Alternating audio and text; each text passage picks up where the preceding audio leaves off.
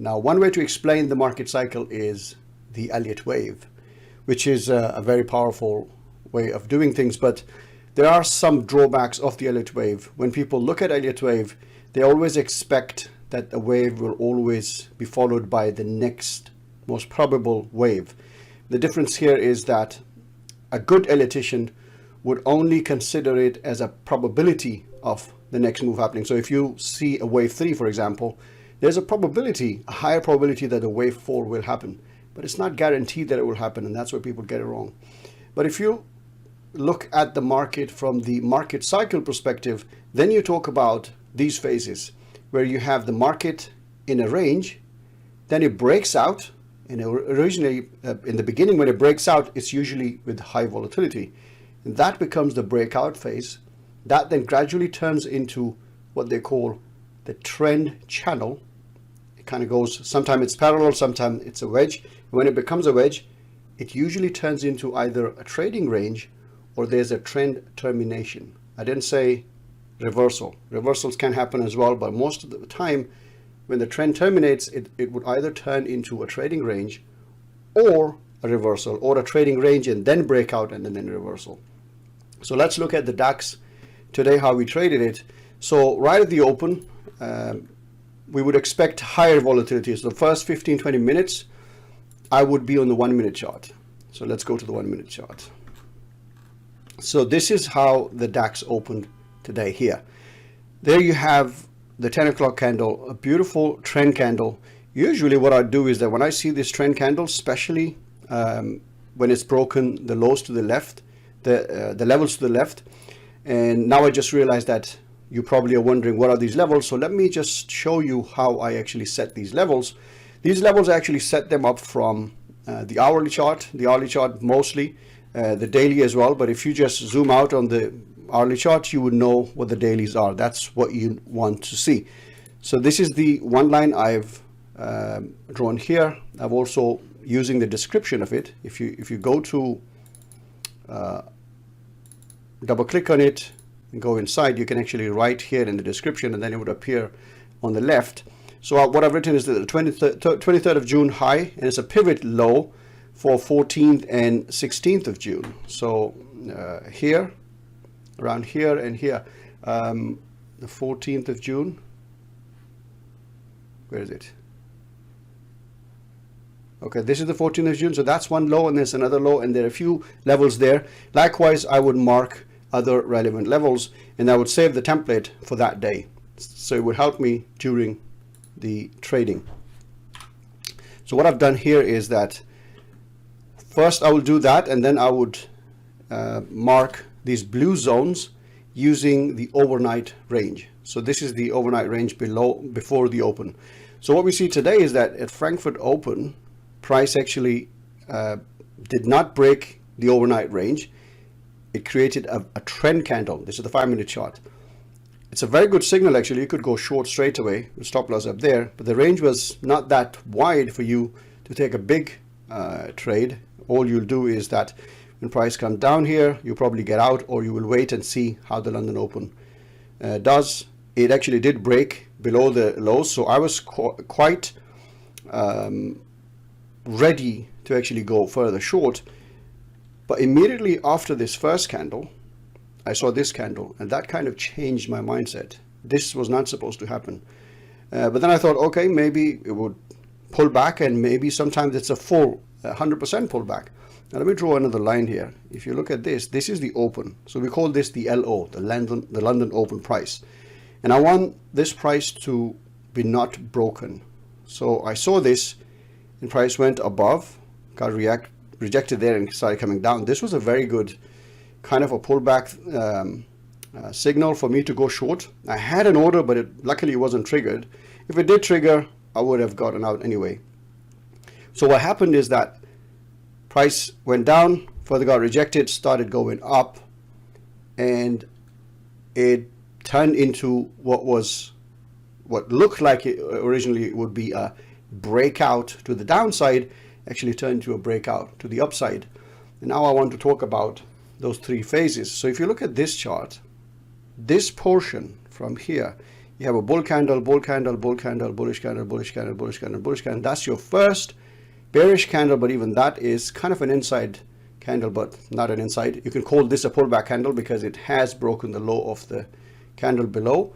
And look how that the high of 25th of June, it played over here. So you could have taken a long here at the close of this candle, because this is an outside candle and it has retested that level. So that's really a lovely entry signal. You go long there, you have your stop loss below and you scalp it, and then you have the other level over there that's at play, and that was the 23rd of June, the pivot that we talked about. Now let's draw some lines. So if you look at this, this is what we call a very tight, I mean, you shouldn't even call it that. This is the breakout phase because there is no bear candle in between. There is one here, and as that happens, that's your first pullback. That's where the trading channel begins. So first you have the breakout, and the breakout phase will turn into a trading channel. As we can see here, it has turned in, not a trading channel, sorry, a trend channel. And sometime it would taper. And guess what happens? So around here, when the symmetry is broken, and this high over here, it fails to break that high, you have the first signal that you might be going into a trading range. What is a trading range? A trading range does not have series of higher highs and higher lows, or a consecutive bullish or consecutive bearish candles. Starts going up, goes sideways, there's a second attempt, cannot break that. Although it has created a higher low, the gap between the two is very low. So what you could do is that you could have seen it like so, like a wedge here, right? And as soon as it breaks out, comes back and retest it, you can go short here, or you can go short below the breakout of the range. So that's the breakout strategy, right? It goes, comes back to those same levels, hits the what I marked as the overnight range, hits that, reacts to it, gets trapped between these two levels and creates this outside candle. A beautiful signal similar to this, but this one is even more beautiful. The only problem was that it is going to be going towards this, let's call it support level, but because it's already been tested up there and it's coming down there, it was a very good signal. Taken, see how price goes up, creates a bullish, but gets rejected again, those level, goes down again. Where does it come? Exactly the same. Once again, let me highlight to you why these blue lines are there. The blue lines basically are the range, the overnight range, and price seems to react to those. Anyway, so that's that. Now if you look at the chart again, after this breakout phase, trading channel, and then trading range, this was a trend termination, and it turned into a trend reversal, because this is a breakout phase again. If you look at it, it's a breakout phase. Bulls cannot make money inside this. And then you have your first pullback. And when that happens, you're entering a trend channel. You have to see if the channel is going to be parallel, or is it going to be kind of going this way. If it's going to converge, then at one point price will break out of it. So what do we see? We have a trend channel, gets broken. Now you're thinking, okay, and these were exactly my thoughts. Okay, if there is no new low, then we would be going into a trading range. But it did create a new low, but closed inside. So around here, I was 50-50. Another attempt, does not break the low. Now I'm thinking we're in a trading range. But guess what happened next? It breaks the low. So as soon as it breaks this low, I know that now we can actually consider this as a channel, right? Sometimes it's not perfect. What you can do is to just simply copy that line and bring it down here.